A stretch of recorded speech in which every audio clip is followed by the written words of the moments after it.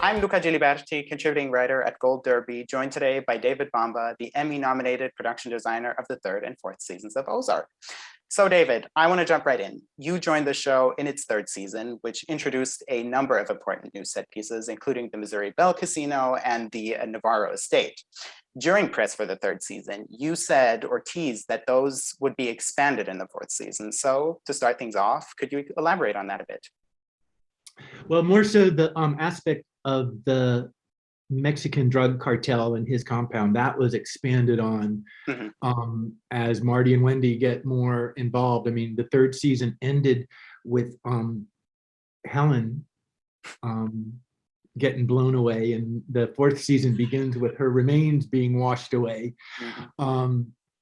We go into several different aspects of the drug compound, which again, from like the third season, my idea of that was that the Navarro lived on a hacienda, and the location that we had in Atlanta was Westview Cemetery, and the main structure of the cemetery was the mausoleum, which incorporates at any kind of funeral home or any cemetery an area maybe for services, for family meetings. And in this particular building, it's a mausoleum, so there are a lot of bodies buried mausoleum style in it. But we introduced the war room last season, and this season we introduced some of the more personal spaces. We added a confessional into the war room, which is actually a chapel.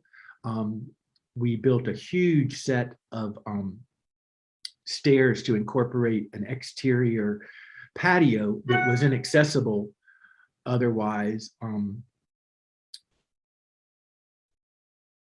in previous seasons. So you'll see scenes where there's a kind of a architrave of columns with steps that come down. That was built to access the patio that was beyond, where you have several scenes this season with Navarro and Marty and the priest and Navarro's sister Camilla.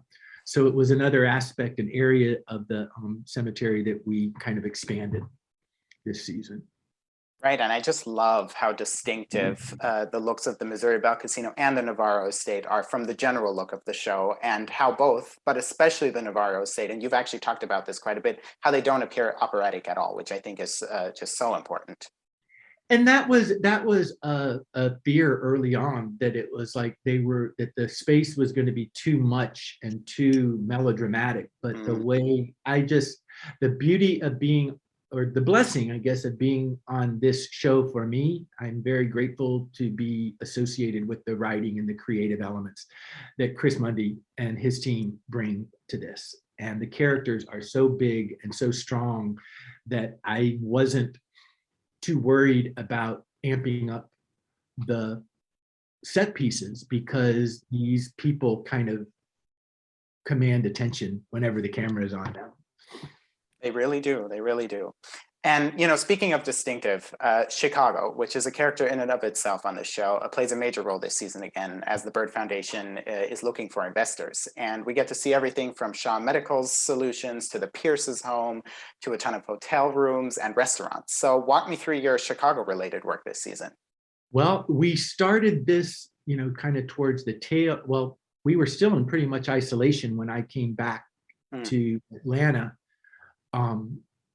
During the pandemic, and initially, we started in August, and it was like, we're going to go to Chicago and we're going to do this and we're going to do that. And we were one of the very first shows in Atlanta that was dealing with the COVID of it all. Interesting. And as we got into it further and further, it was like, we're not going to be going to Chicago. And so we ended up, there were some script changes, but few to accommodate that. And so we shot Atlanta for Chicago, utilizing establishing shots and some other camera work that can give us some openings. But the rest of that, any scene with actors was shot in Atlanta for Chicago. So Shaw Medical was shot in Midtown, and we kind of turned that corner of the world into our Chicago there. There were several different restaurants and elements. There were some other elements of Shaw that were like an abandoned warehouse that we go to that was supposed to be in the outskirts of Chicago. And we kind of we're very lucky in some areas, but then it was the skill of I don't call them my department, but the location department on this show was amazing. Wes Hagen and his team just scoured this area to turn up new possibilities for Ozark. Right, and in regard to Claire Shaw's office, something very dramatic goes down there in the 8th episode. A scene that is, notably captured in a wider frame through a glass front. Was that something that you took into consideration, or was it just easy to work around that with what was already in place? The aspect, well, Shaw Medical was several different locations. The exterior was downtown, and the lobby was downtown, and so we kind of took over that. And then once we get up the elevator, we come up into another space, which was actually an office space, which was across the parking lot from our sound stages. It was Serta Mattress not factory, but their corporate offices. And the thing that I wanted to emphasize this season going to Chicago was the difference between, kind of visually, what's the difference between the Ozarks world and the Chicago world. And my thought was that most everything, because we kind of film Missouri and the Ozarks in this overcast, gray, kind of contained world like this, and things kind of are pressuring down on us, whether it's the clouds or whether it's the 8-foot ceilings or the shorter environments that we're in. When I went to Chicago, it's like I wanted any place we could to kind of open up vertically, to kind of have air. So Shaw Medical, the offices are 18-foot ceilings in there. And the scene you're talking about is kind of like through the glass, like Claire Shaw has this office that, it almost is a glass bowl looking out into green screen, which became Chicago outside of the windows. And then her assistant and the rest of some of the bullpen are on the other side. And I always kind of, in design or whether looking for the location, try to find something that if I can't lay out what a camera might want to look at or something, I want to make sure that there are options, particularly on an episodic show like this, because you revisit these places and different directors come in with different point of views and different ways to kind of film the same thing. Think of how many times that Ozark has had a scene take place in the birdhouse. Numerous. All the time. And they're always looking for new ways to shoot. And that location was so beautifully chosen by Rochelle. I believe, actually, I think one of the executives at Netflix actually found the location, if I'm not mistaken. And that birdhouse gave the layout and the geography and everything about the birdhouse gave it so many different options of how to shoot it. And that's what I looked for in Shaw and any of these kind of the Navarro estate. It's like I knew that if it expanded, there were going to be more places that we could go. Right. And, I just love the entire look. And I love those scenes in Chicago because, as you said, they're just so different from the scenes, in the Ozarks. So it's always great, or it was always great to return to Chicago. But moving away from Chicago, I have to say my favorite set piece of the entire season is probably the abandoned mall from episode 7, in which Navarro, Marty, Wendy, and co meet with the FBI because I think its vastness and desolation creates such an eerie and perilous atmosphere. And people may or may not recognize it because it's actually the Starcourt Mall on Stranger Things as well, but it obviously looks so different here. So what were you going for when creating the interior of this mall? It was just that, again, it's like Chris Mundy and the writers give us so many wonderful specifics and descriptions of what we need to find and what we need to do. It was scripted actually as a bit bigger mall. Like I think there were descriptions of like second tier or something or other. I thought there might have been an escalator or something like that. And my feeling was at what we've let ourselves learn of the Ozarks in this series, we haven't seen anything of that scale. And so this was a smaller mall in Atlanta, single story. And it literally already is abandoned. And I just kind of, there were some little vignettes that were happening in the mall itself that I kind of like, oh, there's a ficus tree that's really holding on for its life. And all the leaves are kind of scattered around the base of it. It's like, I want to move that into our world to kind of show what was. And then our art department coordinator, Jen Wang, researched the companies that provided holiday decor to different malls and different places throughout the country. And she found this person, and I think they were outside of Chicago.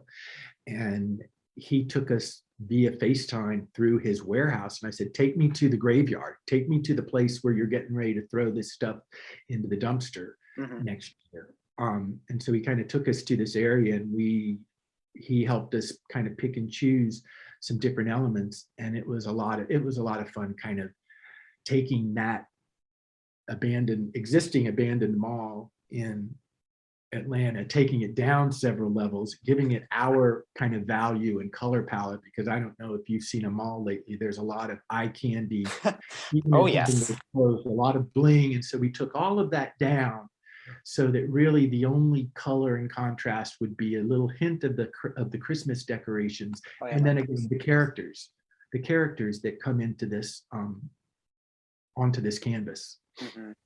And I have to ask, because you said there so much of it was already scripted, was the Raven also scripted? Because there is, that in one of the first opening shots, there is the Raven. Obviously, ravens have such a symbolic meaning on this show. So. It was, and I was so glad to see that come back, because we didn't have that element in season 3. And when we get the Raven back in season 4, it was like, yeah, I was excited about that. And that was fun setting that up, because, for animals and for that kind of thing, you have to kind of choreograph a whole other aspect of things and make sure that works. And that was a lot of fun. That was a lot of fun. I'm really pleased with how those sequences turned out. Robin Wright directed that episode, and what a gem to work with. I really enjoyed there were some amazing, I got to work with Alex Sakharov again, which was exciting. He's an amazing director, but I really kind of leaned towards my actor director. Oh, that's interesting. Directors, because they come from a different place. They come from a little bit different place of how they approach things. Laura Linney was so much, as far as asking your questions, she goes, all of the questions are going to be answered in the script. The script is going to give us everything we need to know. And so I'd go back and kind of dissect it in a different way than I normally would. And I learned a lot from her. I learned a lot from a lot of the different directors. It was a great season. That's really great to hear, and I'll ask you about that a bit later, how it is working with different directors. But this season, there are also a lot of explosions and car crashes, or rather, one very specific car crash, which isn't something that's necessarily new on the show, but is work that continues to look so incredibly realistic. So talk about to what extent you are involved in that process, and how you and your colleagues decide when to use visual effects versus practical effects. Most of that car crash was live. Right. So I mean, it starts like with any kind of set description or something. It's like, here they're on a 2-lane highway and they're heading from one place to the other, and it's finding a place where we can, that kind of challenge is just a road that we can own. Finding a 2-lane road that looks like a highway. And again, that is the work of the location department that finds these places. This was a highway south of Atlanta that we could own, and we went with Andrew Bernstein, the director of the first block, and shot the car crash. And then Jason, who directed the final episode, shoots the aftermath. And initially, we weren't going to be able to go back to that highway, because after the first shooting, it's like this county was like, oh, been there, done that. We don't want to do that again. And Wes had to go in there with his people and kind of like, we need to come back here. And they allowed us to come back and reset the crash up. but it's like, how do you figure that out? It's like you break it down like any set or any set piece, whether it's visual effects, and we break it down and we get the pieces that we can, and then we work with the effects. This one, with that particular sequence, you work very closely with the stunt Right, of coordinator course, and yeah.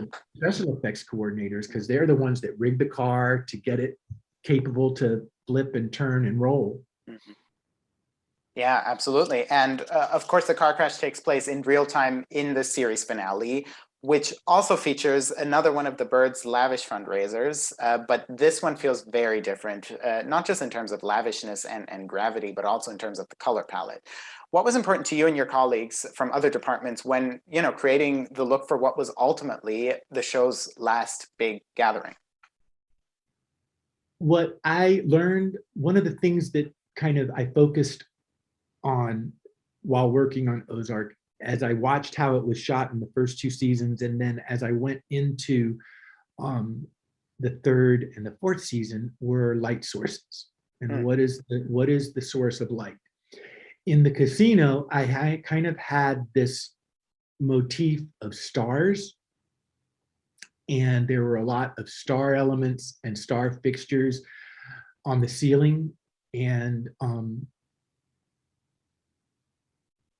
I kind of expanded on that in the final gala, building huge lighting elements that kind of, in the darkness of night, your eye is going to go to the light. And so there are these large star elements where I reincorporated some elements that actually hung in the casino and turned them into tabletops, so that we had the star motif in different levels. And particularly in any kind of scene, I'm concerned about what the light source is and how the DP is going to light this, and what I can give them to support their lighting choices.